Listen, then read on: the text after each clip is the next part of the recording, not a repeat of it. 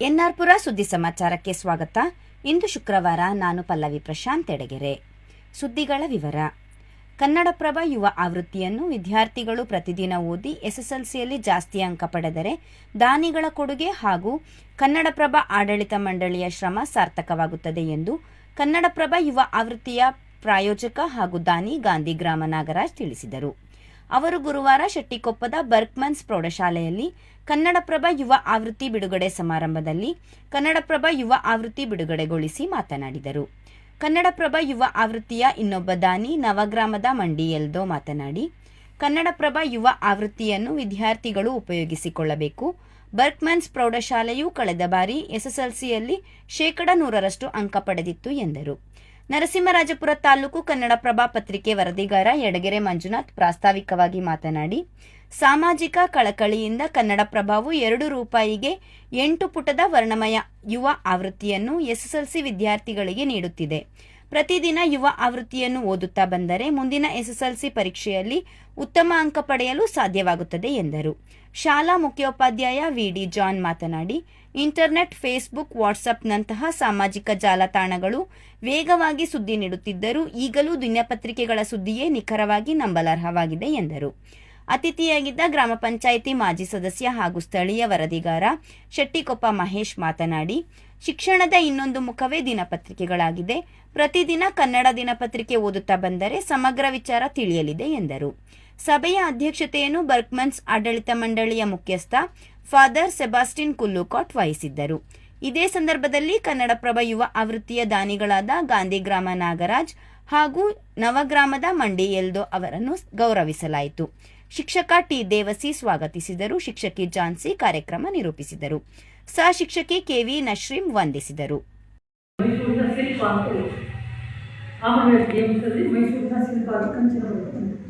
ಇದು ನೋಡಿ ಮುಖಪುಟದಲ್ಲ ಗೊತ್ತಿದೆಯಾ?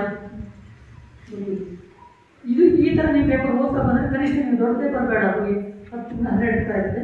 ನೀವು ಈ ಸಣ್ಣ ಪೇಪರ್ ಓದಿದ್ರು ಕೂಡ ಪ್ರಥಮಪುಟದಲ್ಲಿ ನಿಮ್ಗೆ ಈ ಥರ ನಾಲೆಡ್ಜ್ ಬರ್ತದೆ. ನಮ್ಮ ರಾಜ್ಯದಲ್ಲಿ ಯುವ ಜನರು ಏನಾದರೂ ಸಾಧನೆ ಮಾಡಿಕೊಂಡು ಬರ್ತದೆ. 1-2 ಶಾಲೆಗಳು ಇವಾಗ ಯೋಚನೆ ಮಾಡಿ ನಾವು ಡೊನೇಷನ್ ಮಾಡ್ತಿದ್ವಿ, ಯಾರಿಗೆ ಕೇಳೋರಿಗೆಲ್ಲ ಕೊಡಾಗಲ್ಲ. ಈಗ ಅದರ ಅರ್ಥ ಏನಂದರೆ, ಈಗ ನೀವು ಪ್ರಿಪೇರ್ ಆಗ್ತಿದ್ರೆ SSLC ಎಕ್ಸಾಮಿಗೆ, 9th ಎಕ್ಸಾಮಿಗೆ, ಸೊ SSLC ಮಕ್ಕಳಿಗೆ ಅನುಕೂಲ ಆಗಿದೆ ಅಂತ. ಗುರು ಎಂದರೆ ಕೇವಲ ಶಾಲೆಯಲ್ಲಿ ಕಲಿಸುವ ಶಿಕ್ಷಕರು ಮಾತ್ರವಲ್ಲ, ಹುಟ್ಟಿನಿಂದ ಸಾವಿನ ತನಕ ನಮ್ಮ ಬಾಳಿನಲ್ಲಿ ಅನೇಕ ವಿಚಾರಗಳನ್ನು ಕಲಿಸುವ ಎಲ್ಲರೂ ಗುರುಗಳೇ ಆಗಿದ್ದಾರೆ ಎಂದು ಹರಿಹರಪುರ ಪ್ರಬೋಧಿನಿ ಗುರುಕುಲದ ವ್ಯವಸ್ಥಾಪಕ ಉಮೇಶ್ ರಾವ್ ತಿಳಿಸಿದರು. ಅವರು ಬುಧವಾರ ಪಟ್ಟಣದ ಡಿಸಿಎಂಸಿ ಶಾಲೆಯಲ್ಲಿ ರೋಟರಿ ಕ್ಲಬ್ ಏರ್ಪಡಿಸಿದ್ದ ಗುರುವಂದನಾ ಕಾರ್ಯಕ್ರಮದಲ್ಲಿ ದಿಕ್ಸೂಚಿ ಭಾಷಣ ಮಾಡಿದರು. ಅನೇಕ ಸಂದರ್ಭದಲ್ಲಿ ಚಿಕ್ಕ ಮಕ್ಕಳು ಸಹ ನಮಗೆ ಹೊಸ ಚಿಂತನೆಯನ್ನು ಕಲಿಸುತ್ತಾರೆ. ಆ ಮಕ್ಕಳು ಸಹ ನಮಗೆ ಗುರುಗಳೇ ಆಗಿರುತ್ತಾರೆ. ಪ್ರತಿಯೊಬ್ಬರೂ ಪಿತೃಋಣ, ಗುರುಋಣ, ದೇವಋಣ ಹಾಗೂ ಸಮಾಜದ ಋಣ ತೀರಿಸಬೇಕು ಎಂದರು. ಸಭೆಯ ಅಧ್ಯಕ್ಷತೆ ವಹಿಸಿದ್ದ ರೋಟರಿ ಕ್ಲಬ್ ಅಧ್ಯಕ್ಷ PS ವಿದ್ಯಾನಂದ ಕುಮಾರ್ ಮಾತನಾಡಿ, ಆಷಾಢ ಮಾಸದ ಶುಕ್ಲ ಪಕ್ಷದ ಪೂರ್ಣಿಮೆ ದಿನ ವೇದವ್ಯಾಸರು ಜನಿಸಿದ್ದರು. ಆ ದಿನವನ್ನು ವೇದವ್ಯಾಸ ಪೂರ್ಣಿಮೆ ಎಂದು ಕರೆಯುತ್ತಾರೆ ಎಂದರು. ಇದೇ ಕಾರ್ಯಕ್ರಮದಲ್ಲಿ ರೋಟರಿ ಕ್ಲಬ್ ವತಿಯಿಂದ ಡಿಸಿಎಂಸಿ ಶಾಲೆಯಲ್ಲಿ ಕಳೆದ 32 ವರ್ಷಗಳಿಂದ ಪ್ರಾಂಶುಪಾಲೆಯಾಗಿ ಕಾರ್ಯನಿರ್ವಹಿಸುತ್ತಿರುವ ಪದ್ಮಾ ರಮೇಶ್ ಹಾಗೂ ಕುವೆಂಪು ವಿಶ್ವವಿದ್ಯಾಲಯದಲ್ಲಿ PhD ಪದವಿ ಪಡೆದ ಡಿಸಿಎಂಸಿ ಕಾಲೇಜಿನ ಉಪನ್ಯಾಸಕಿ ಹಾಗೂ ಎನ್ಆರ್ಪುರ ಸುದ್ದಿ ಸಮಾಚಾರದ ವಾಚಕಿ ಮಧುರಾ ಮಂಜುನಾಥ್ ಅವರನ್ನು ಸನ್ಮಾನಿಸಲಾಯಿತು. ಸಭೆಯಲ್ಲಿ ತಾಲೂಕು ಒಕ್ಕಲಿಗರ ಸಂಘದ ಕಾರ್ಯದರ್ಶಿ SS ಶಾಂತಕುಮಾರ್, ಒಕ್ಕಲಿಗರ ಸಂಘದ ಅಧ್ಯಕ್ಷ LM ಸತೀಶ್, ರೋಟರಿ ಕ್ಲಬ್ ನಿಕಟಪೂರ್ವ ಅಧ್ಯಕ್ಷ ಕಣಿವೆ ವಿನಯ್, ತಾಲೂಕು ಒಕ್ಕಲಿಗರ ಸಂಘದ ಖಜಾಂಚಿ ಕಟಗಳಲೆ ಲೋಕೇಶ್, ರೋಟರಿ ಕ್ಲಬ್ ಕಾರ್ಯದರ್ಶಿ ಮನೋಜ್ ಕುಮಾರ್, ಒಕ್ಕಲಿಗರ ಸಂಘದ ಮಾಜಿ ಅಧ್ಯಕ್ಷ DC ದಿವಾಕರ್, ಸಹ ಕಾರ್ಯದರ್ಶಿ PK ಬಸವರಾಜ್, ಶಿಕ್ಷಣ ತಜ್ಞೆ ತೃಪ್ತಿ ಅಮರ್, ಡಿಸಿಎಂಸಿ ಮುಖ್ಯೋಪಾಧ್ಯಾಯಿನಿ ಲಿವಿನಾ ಜೂಲಿಯಾ ಡಿಕಾಸ್ಟಾ ಇದ್ದರು. ಥಾಮಸ್ ಕಾರ್ಯಕ್ರಮ ನಿರೂಪಿಸಿದರು. ವಿದ್ಯಾರ್ಥಿಗಳಿಗೆ ಯಾರು ಜ್ಞಾನ ನೀಡುತ್ತಾರೋ ಅವರೆಲ್ಲ ಗುರುಗಳಿಗೆ ಸಮಾನರಾಗಿದ್ದಾರೆ ಎಂದು ಅತಿಶಯ ಕ್ಷೇತ್ರ ಸಿಮನಗದ್ದೆ ಬಸ್ತಿಮಠದ ಪೀಠಾಧಿಪತಿ ಶ್ರೀ ಲಕ್ಷ್ಮೀ ಸೇನ ಭಟ್ಟಾರಕ ಮಹಾಸ್ವಾಮೀಜಿಗಳು ತಿಳಿಸಿದರು. ಅವರು ಗುರುಪೂರ್ಣಿಮೆ ದಿನವಾದ ಬುಧವಾರ ಸಿಮನಗದ್ದೆ ಬಸ್ತಿಮಠದಲ್ಲಿ ಶ್ರೀ ಜ್ವಾಲಾಮಾಲಿನಿ ಬಾಲಿಕಾ ಪ್ರೌಢಶಾಲೆಯ ವಿದ್ಯಾರ್ಥಿನಿಯರಿಗೆ ಹಾಗೂ ಶ್ರೀ ಜ್ವಾಲಾಮಾಲಿನಿ ದೇವಿ ಆಂಗ್ಲ ಮಾಧ್ಯಮ ಶಾಲೆಯ 7ರಿಂದ 10ನೇ ತರಗತಿಯ ವಿದ್ಯಾರ್ಥಿಗಳಿಗೆ ಗುರುಪೂರ್ಣಿಮೆ ಮಹತ್ವದ ಬಗ್ಗೆ ಆಶೀರ್ವಚನ ನೀಡಿದರು. ಪ್ರತಿಯೊಬ್ಬ ವಿದ್ಯಾರ್ಥಿಗಳು ಹಿರಿಯರ ಬಗ್ಗೆ ವಿಧೇಯತೆಯಿಂದ ನಡೆದುಕೊಳ್ಳಬೇಕು, ಹಿರಿಯರಿಗೆ ಗೌರವ ನೀಡಬೇಕು, ತಂದೆ ತಾಯಿ ಮೊದಲ ದೇವರಾಗಿದ್ದಾರೆ.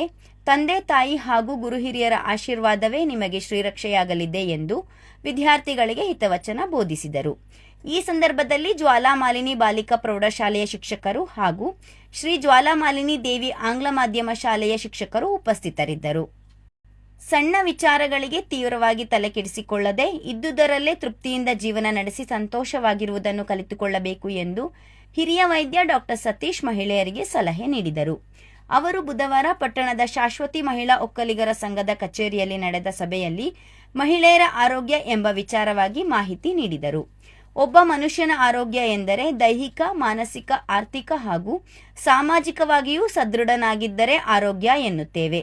ವಯಸ್ಸು ಆದಂತೆ ಕಣ್ಣು ಕಿವಿಗಳು ಕುಂಠಿತವಾಗುತ್ತದೆ. ಕಾಲಕಾಲಕ್ಕೆ ವೈದ್ಯರನ್ನು ಸಂಪರ್ಕಿಸಿ ಪರೀಕ್ಷೆ ಮಾಡಿಸಿ ಸೂಕ್ತ ಚಿಕಿತ್ಸೆ ಪಡೆದುಕೊಳ್ಳಬೇಕು ಎಂದರು. ಶೋಭಾ ರಂಗನಾಥ್ ಅತಿಥಿಗಳನ್ನು ಪರಿಚಯಿಸಿದರು. ಇದೇ ಸಂದರ್ಭದಲ್ಲಿ ಡಾಕ್ಟರ್ ಸತೀಶ್ ಅವರನ್ನು ಸನ್ಮಾನಿಸಲಾಯಿತು. ಸಭೆಯ ಅಧ್ಯಕ್ಷತೆಯನ್ನು ಶಾಶ್ವತಿ ಮಹಿಳಾ ಒಕ್ಕಲಿಗರ ಸಂಘದ ಅಧ್ಯಕ್ಷೆ ಸುಮಾ ಶಾಮಯ್ಯ ವಹಿಸಿದ್ದರು. ಸಭೆಯಲ್ಲಿ ಶಾಶ್ವತಿ ಮಹಿಳಾ ಒಕ್ಕಲಿಗರ ಸಂಘದ ಸ್ಥಾಪಕ ಅಧ್ಯಕ್ಷೆ ಶ್ಯಾಮಲಾ ಸತೀಶ್, ಗೌರವಾಧ್ಯಕ್ಷೆ ವನಮಾಲಮ್ಮ, ಕಟ್ಟಡ ಸಮಿತಿ ಅಧ್ಯಕ್ಷೆ ಲೇಖಾ ವಸಂತ್, ಹಿರಿಯ ಸದಸ್ಯರಾದ ಉಮಾ ದಿವಾಕರ್, ಸಾಗರಿ ನಾಗೇಶ್, ಶೀಲಾ ಸುಂದರೇಶ್, ವಿಶಾಲಾಕ್ಷಿ ಜಗದೀಶ್, ಪುಷ್ಪಾ ಶಾಂತಕುಮಾರ್, ಮೀನಾಕ್ಷಿ ಕಾಂತರಾಜ್ ಮತ್ತಿತರರು ಪಾಲ್ಗೊಂಡಿದ್ದರು. ಸಂಘದ ಕಾರ್ಯದರ್ಶಿ ರಜನಿ ರಮೇಶ್ ಸ್ವಾಗತಿಸಿದರು. ಪಲ್ಲವಿ ಲೋಕೇಶ್ ವಂದಿಸಿದರು.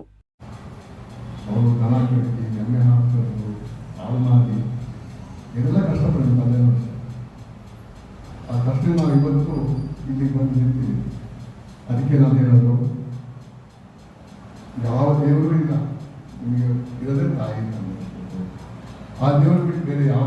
ತಾಲೂಕಿನ ಸುದ್ದಿ ಸಮಾಚಾರಗಳಿಗಾಗಿ ಸದಾ ಕೇಳ್ತಾ ಇರಿ NR ಪುರ ಸುದ್ದಿ ಸಮಾಚಾರ. ವಂದನೆಗಳು.